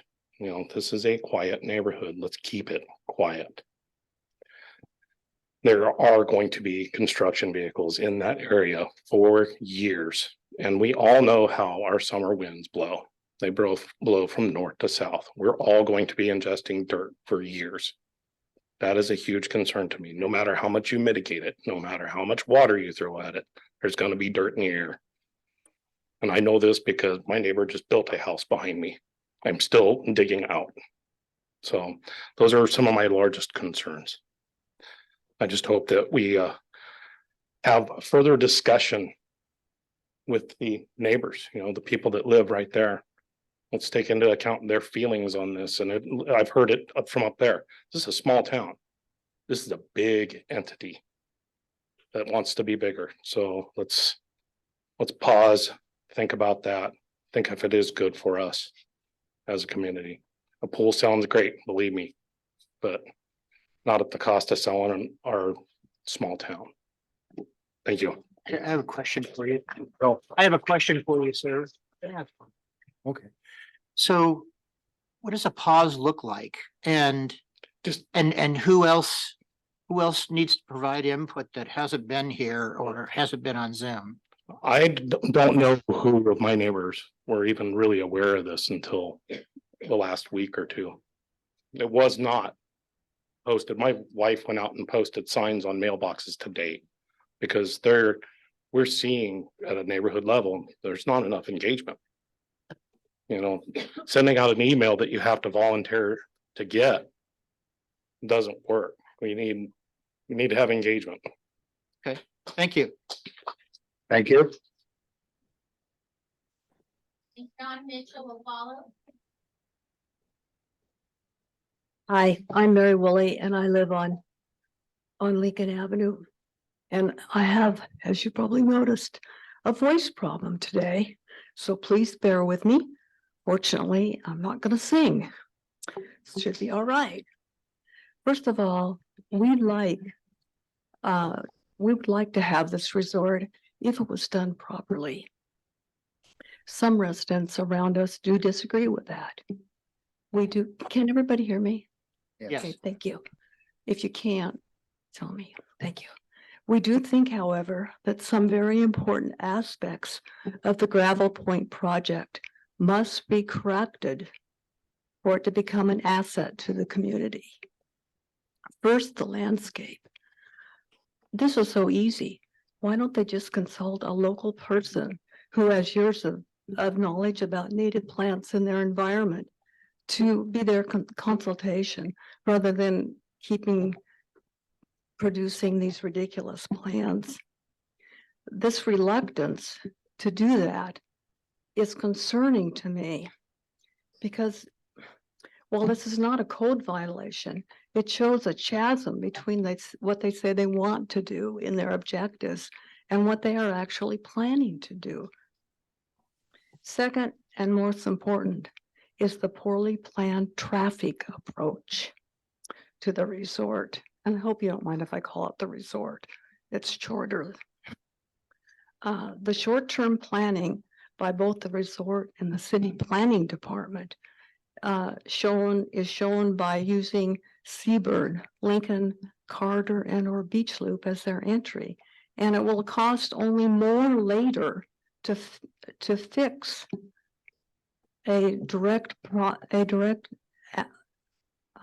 approach off 101 with increased construction costs and cost to repair all the local streets, which will be damaged by the heavy construction and resort traffic. You've got to have a direct entrance off 101 built prior to the construction of the resort. And it will give the resort more visibility and avoid wreaking havoc with formerly quiet family neighborhoods.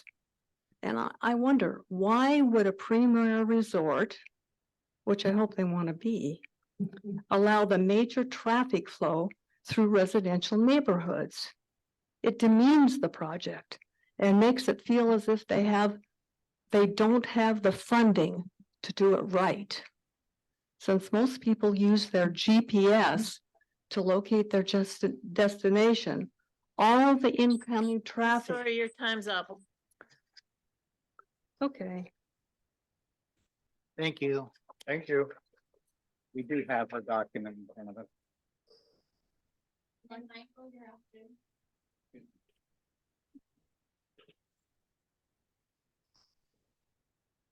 Thank you. My name is John Mitchell, and I just had a few comments briefly here and relating to the planning staff report back in 907.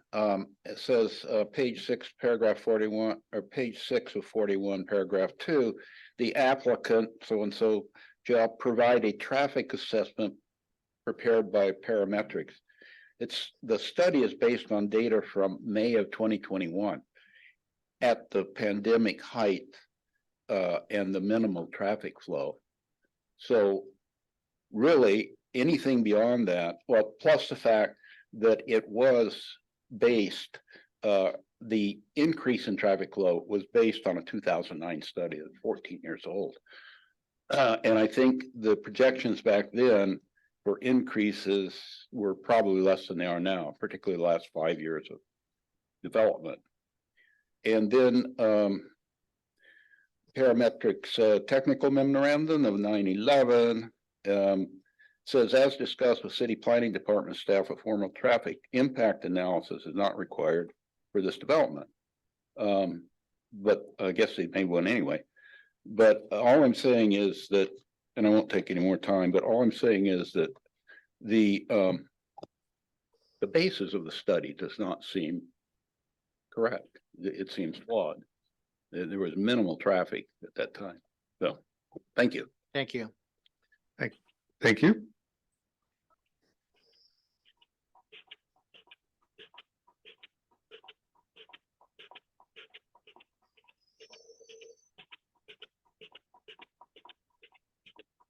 Thank you, Mr. Chairman. My name is Michael Scalici. Most people, other than the IRS, know me as Miggs. I'd like to express my support for the conceptual plan for the Gravel Point project.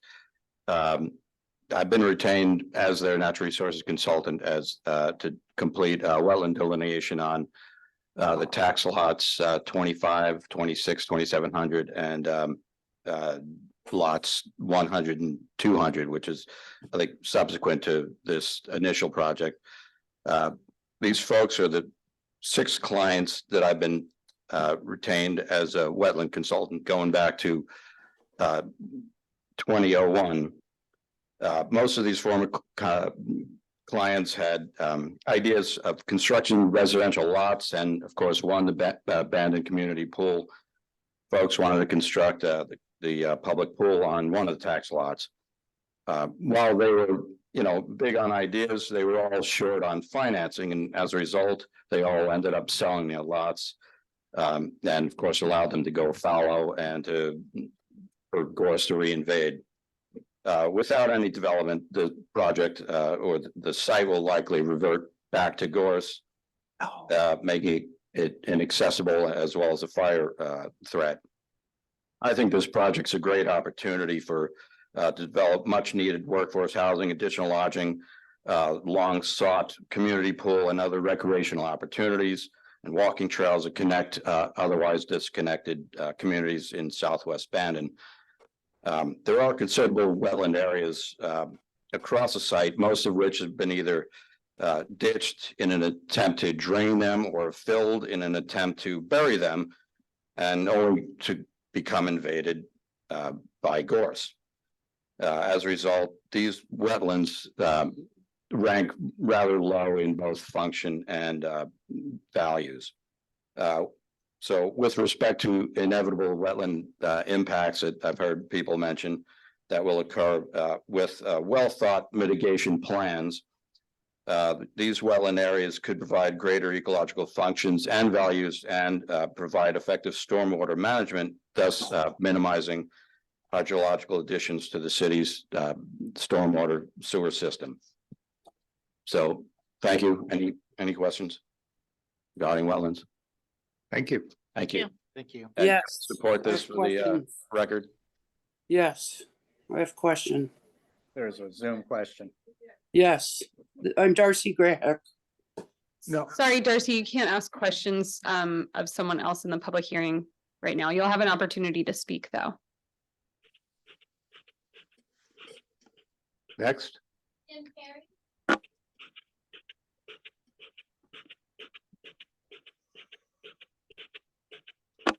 Good evening. My name is Tim Terry. My wife Claudia and I live at 2841 Beach Loop Drive, which is going to be ground zero for this project and everything associated with it for a number of years.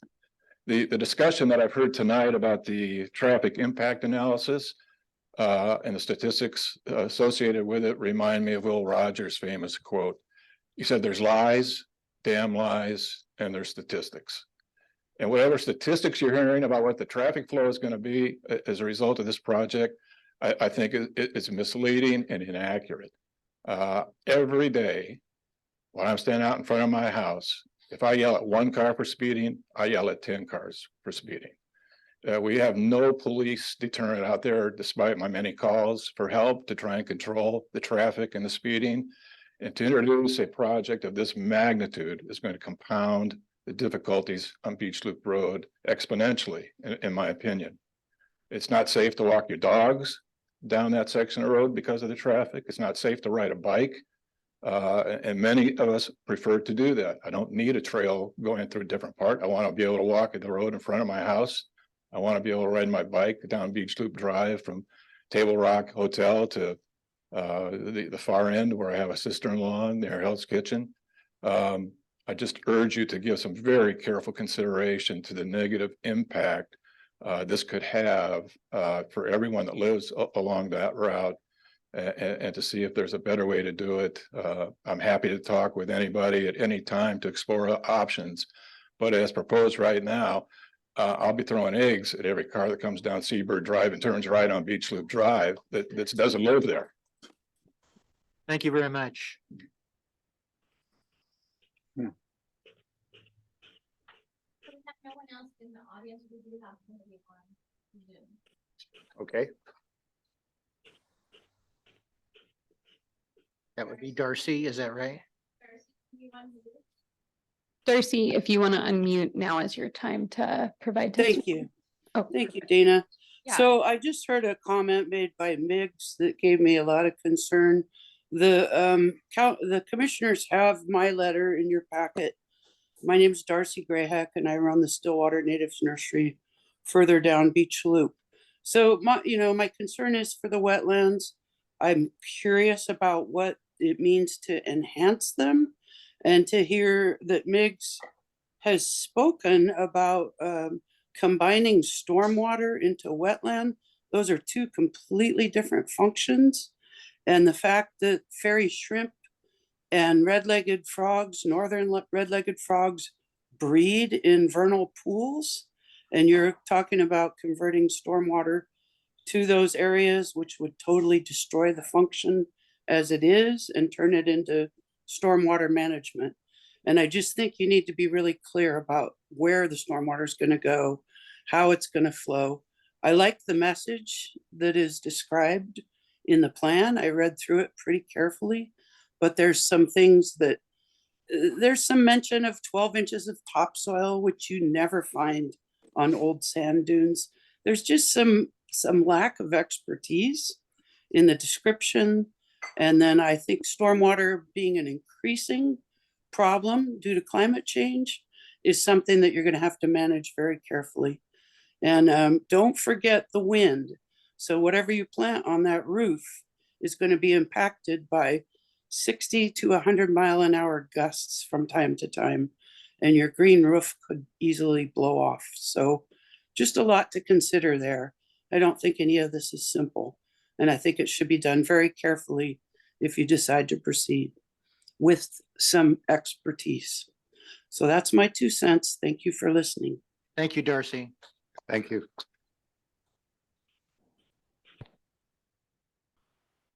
June, I'm just asking because I'm not sure what we did with Zoom. Did we ask people if they wanted to speak? Okay. Do you want me to read that? I don't think you have to read the whole thing. Maybe we should just say, if you want to speak, you should raise your hand now. Yeah, people on Zoom, you could indicate that you want to speak, and our monitor here can pick that up and can slot you in. Chat.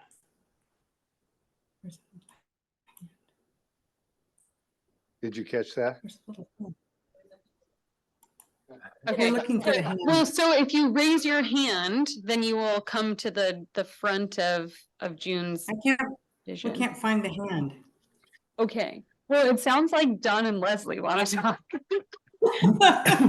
Thank you. So that might be the easiest thing. Fair, is that Where okay? is the hand? I can find the finger, but not the hand. No, that's all right. Go ahead.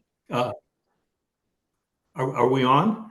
Yeah, you're on. We can hear you. If you can state your name for the record and then send June a message if you can see that to provide your contact information. When you're done. Yes, my name's Don Suva, and I live at 1357 Strawberry Drive. And I wanted to thank the commissioners for their service. And my comment is that I feel that excuse me, the 32 additional dwellings, the larger ones, should be considered vacation rental dwellings. They just, under the abandoned code definitions, they fit that better, which would put them under different rules as of 1612-090K1, one of which is that they can't be used as a vacation rental until 3 years after they're built. Anyway, that's my comment. Thank you. Thank you. You say there was another one? That's it? Anyone else that wants to provide public comment, please raise your hand or use the chat function to tell June. I think most people are just watching, Okay. just enjoying.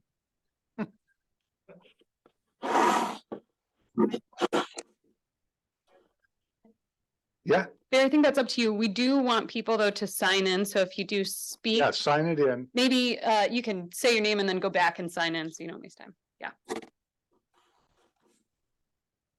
My name is Misty Johnson. My concern is for the wetlands. Johnson Creek runs right behind my property. And we do also have a natural spring on our property because of Johnson Creek. And from what I heard from the comments from the developer, I heard we may not touch them or we don't think we will. And then I heard, no, we're going to make them better. That is not comforting to me. And anyway, we have tons of wildlife in our yard, tons. That's why I moved here. And I live right by 101. I have to cross 101 to get my mail. And I feel like I'm risking my life every day now. So I can't imagine living so close to where people are going to be entering into Seabird, what that's going to be like. Thank you. Thank you.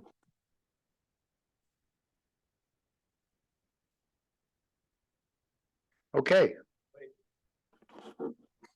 Have one more? Same thing, if you'd speak and then go sign in.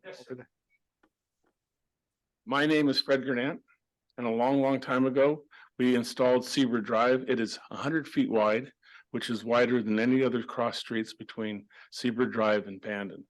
So there's room to make it work. They can put passing lanes there. And if the highway traffic is too fast, they can slow it down. They don't need to put a traffic light there. They just put a speed limit sign. That's the end of it. Thank you. Excuse me. I said the speed limit on Highway 101 can be reduced to reduce the traffic problem Right. Caught that. without spending $1 million. Thanks.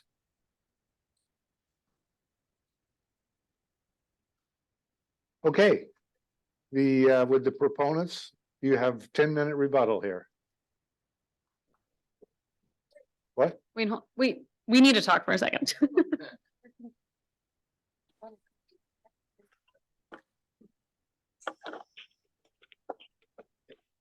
Used. Well, it's up to the chair. I suppose he can let him. But the hearing is continued until the next.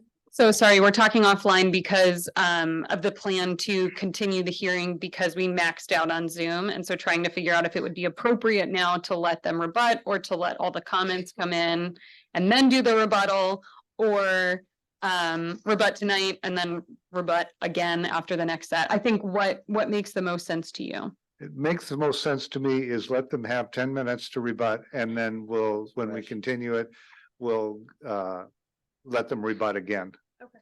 That's, Makes it fresh. I mean, with fresh stuff and everybody's got it in their brains. So that's what we'll do. Yes. Thank you so much. We appreciate the time and the feedback from everyone tonight. I want to make sure we get through this 10 minutes, so I want to quickly go through my short list. The VRD for commercial use, you can't do that. You can't have two opposing conditional use permits. We're applying for commercial use, not a residential. But the overlapping conditions of approval are rather similar. So I think the spirit of the law there is going to apply either way. The comment about lack of expertise, I was actually quite impressed with the crew that they brought in. So Galley Group is the one who performed the geotechnical investigation. They are the experts. They decided what the topsoil depth is and the site configuration. Miggs is a local expert for wetland. I don't think have said, and maybe we need to clarify a clear objective for the wetlands, but the Department of State Lands is determining the mitigation and the enhancement efforts there, but Johnson Creek will remain protected. And the other thing I wanted to comment on quickly is the speed limit. It came up a lot. And you know, why we don't have police monitoring Seabird and Beach Loop, I don't know. That's a question for City Hall. But again, TOT tax goes to pay for police. So with the amount of TOT that will be going into the general fund each year, it is possible that they could hire more than one new enforcement officer. And I'm going to hand it over. Thank you. I just wanted to not throw my consultants under the bus too bad. I think for the traffic study, I did ask the question and they did say that yes, 2021 is correct, but there are adjustment factors in their methodology because it was COVID. So they had that as a sort of standard for all their projects. How do they uplift the numbers? Because they knew they had an issue to deal with on that front. On the landscape front, right, we're very early in this project. We have not done the work that we need to do to come up with the detailed answers about those things, right? That's the next year's efforts. So what we're doing right now is speaking pretty high level about things, and there's lots and lots of work we've got to put into it to get to detailed suggestions, recommendations, understandings, etc. about those issues. Finally, the traffic one I probably won't be able to address in person, but I would just say that for all those who have made comments and those who haven't, if somebody would like to sort of grab a hold of me before I leave and say that they'd like to meet me at the site tomorrow and schedule a time, I'm happy to go over specific issues with anybody. And I'd like just to wrap this up, just to say that, you know, I want to thank you guys for hearing our presentation and our proposal. I am a local native of this area. I may reside in Southern California. All of my family is from Coos Bay, North Bend, Bandon, Coquille. And so I come back very often, and there's nothing more that I would like than to make this project to be about the community. I mean, we're not just coming in here to take over and destroy. That is not who I am. And so, you know, over the next, period of months and year, the plan is to get the community involved. I know that a lot of the community feels like it's been sprung on them at the last minute, but we've been meeting behind doors for the last year. And we've sat in the community seat and said, listen, what is the community going to care about? What are their concerns going to be about? And we've tried to put our best foot forward and put a solution that would, be in the mind of the community. So over the coming months, upon an approval, hopefully, it would be our intent to have, design charrettes and town hall meetings and, to meet the community face to face. So in that way that the community feels, completely inclusive of this project. So thank you for everyone that provided comments as well. Thank you. Thank you. Okay, could I talk with you for just a second off the record? Come on down.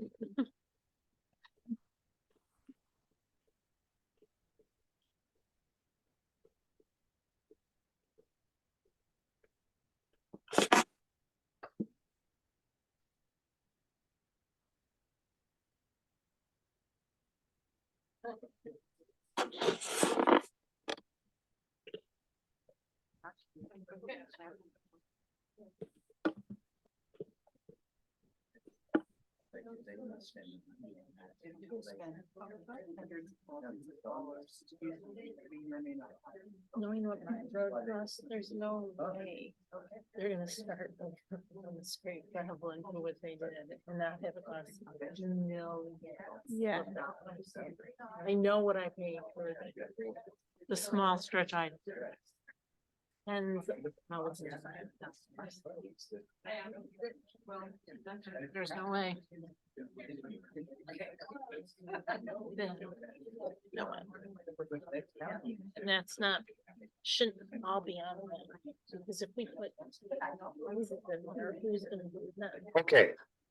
What we're going to do is we're going to continue this hearing, and it has to be at least 7 days. Would all of you be willing to meet on, what is it, October 5th? A week from today? So, What? nope, keep going. Check people's availability for that date. That's what I'm, Okay, because I think you have to make a motion is what we're getting. yeah, but I'm just checking. Do you have a motion? I mean, does everybody going to be available on October 7th or 5th? I'm not gonna be available. One not. I can be. Tom? I'm not sure about myself. Oh, we only need 1, 2, 3, 4. I am. And Bill, we've got a quorum, Okay, so we need a motion to close tonight's hearing. No, no. no, not close it. Continue the hearing. Continue tonight's October hearing 5th at 7 till p.m. October 5th Here. at 7. I make a motion that we continue the hearing on October fifth If, at 7 p.m. in council chambers. Second, all in favor? Aye. Aye. aye. Any opposed? Of course. I'm gonna be traveling. You're gonna be traveling, so we're gonna be missing 2 people. Okay, but we still have a quorum. So, Yeah, and just to explain what Shayla and I were talking about is there are certain state laws around timing for these sorts of public hearings. So when someone asks for the record to be left open for 7 days, you can't have another hearing before that date. So we have to have another public hearing. Then they can request the record be left open again and again. And because we're on the 120-day time frame, we do have to, keep things going. So I apologize to those who can't make it. Dana, will the commission be able to ask further questions of the applicant at this hearing? Yes, it will be a continued hearing. So we're gonna do the same. Procedure or the same? Again, good. You called it a procedure. I was gonna call it a circus, you know. Kidding. The Um, point of the continued hearing is because we maxed out on Zoom. And so if there were individuals who did not get to testify tonight, we need to give them an opportunity to do so. Also, I believe that they can still submit written material to City Hall for anyone who didn't feel comfortable speaking or didn't have the opportunity to speak tonight. How do we communicate to the people who couldn't get through on Zoom?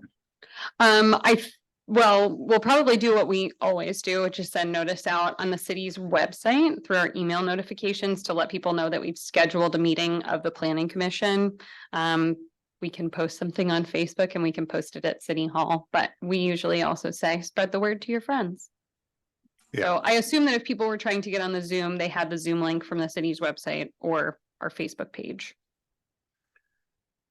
okay, From there. so we are going to go with the planning department report, which we've seen a lot of planning department. Oh, by the way, I would publicly like to thank you, Dana. Dana has been done a tremendous amount of work. And Wow. Stop, I'm just doing my job. she lost her assistant, what, a week ago, 2 weeks ago? Like over a month. A month ago. ago. Anyway, it's been a while. I guess I've been out of town, but she's done a tremendous job and and has been just swamped. And I can't thank you enough. Thanks, Bear. That's very kind of you. They prepared this whole packet. All right. Well, if everyone's staying for the planning department report, I feel a little put on the spot. So Dan put it in his city manager's newsletter this month that we have seen a total slowdown in the number of new single family dwellings. I did get another one today, but I think we're still at right about 10, which is really low compared to previous years. So I think it was like almost 60 a year ago, and then 40 something a year before that. And this year we're at 10. So definitely a lot lower. We are seeing more interest in, we've gotten an application for a duplex, an application for a fourplex. We're seeing some more interest in ADUs. So that's kind of happening to bring up the number of housing units. But I always think it's interesting during these conditional use permits and other discussions, just, sort of how I think there's a crunch for housing all over the United States. And part of that is because there hasn't been the right housing production happening for years. It's also because we're still not making enough housing. So just an interesting commentary. The other thing I wanted to just point out is we we have that ADU amnesty program. So I had a meeting after our last meeting with the county building department, and they are interested in helping kind of move that project along. We are waiting on them to give us a better idea of what the process is going to look like for them to be able to approve. For us, it's pretty easy. The ADU amnesty idea was if you had an accessory dwelling unit that was maybe created illegally many years ago, that we would find a path to bring you into compliance. Theirs is a little tougher because they have to look at health and life safety things. So one of the things they brought up was, if someone built it in a garage and it doesn't have an insulated floor or an insulated roof. Gosh, I'm gonna move that further and further. I'm from New Jersey, just. They said you have to insulate one of them. So they might not make you come up to total standard, but you'd have to have some like effort towards meeting health and life safety issues. So they're trying to figure out how that would work. That's the only holdup there. The other update I wanted to give you was on the housing grant that we applied for. So I think I told you last time we were unsuccessful in our original grant application because DLCD was super oversubscribed for these types of projects. They did reach out and let us know that there's another funding pot available. So they're just sort of automatically taking our application and putting it into that pot. I will keep you in the loop if that becomes available. I didn't put it in here and I'm sorry that I didn't, but yes, Kristen left our employment at the end of August. We did hire Jason Kroll to help us out with planning support. So he's currently our vegetation management coordinator. He's been doing 20 hours a week for the city doing the gorse eradication project. He's now taking on another 10 hours to help out with planning projects, primarily doing natural resource planning. So you may see him here, you may not. Do you have any questions for me about the planning department report? No. Okay. I have just the one more thing, remember? The legislative land use report. Oh, that's right, right there. Gotcha. Sorry, it was a late add-on, but I wanted to make sure that everyone was aware that we did get a report about the Oregon State Land Use Legislation Report. It has all the bills that passed this year related to land use. And so these are things that we're probably going to have to look at incorporating into our code. And I bring it up only because we had so many conversations about the code cleanup and how when we did that last one, it felt really big. And that's because we weren't doing an annual code cleanup. So it was things like this kind of built up. So we will be doing a code cleanup, but looking just at these, so only 1 year, which is nice. You're not looking at many years of changes. So if you have any questions about that, I'm not a legislative expert, but I know some people, so I can ask questions. So let me know. Shayla's here. She can probably. I know some people. She is from New Jersey. Careful. Any questions about that? Okay, thanks. Okay, any commissioners like to make a comment? Bill? Yes, thank you. Thank you, everyone that came tonight, here in person and on Zoom. And I think as Dana said, please let your friends and neighbors know that the hearing will be continued a week from today at 7 p.m. So hope to see you back or more of your friends and neighbors and folks back. And thank you, Mr. Bell, for your presentation. Appreciate that. And to echo Bear, thank you, Dana. Great job, I think, on this massive project. Thank you. Thank you. Thank you. So this is tangentially related to what Bill had to say. I think sometimes, when we're up here during a commission meeting, we get in a hurry, and it's sort of like we need to move this thing forward fast. And I think we aren't always very sensitive to the fact that it takes quite a bit of effort for some people to come here. And it's pretty nerve-wracking for a lot of people to even come up and testify. And I think it's important that we hear what abandoned citizens have to say, including asking questions if we want clarification of that. So I sometimes have felt that I'm slowing things down. If I ask questions of a citizen who's testifying. So I think we need to put more energy into that because they're why we're here, actually. Okay, thanks, Gordon.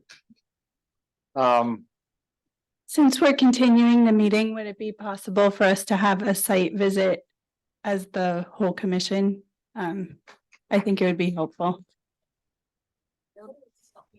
Okay, so site visits are kind of tough because as those who just attended the training, right? Site visits can be ex parte contact because you are gaining something outside of the public hearing. Even if it's open to the public? So, I mean, if we all went there together, it has to be a public meeting. It's just that if you gain something from being out there, you have to talk about it in the meeting. So generally, it's not encouraged.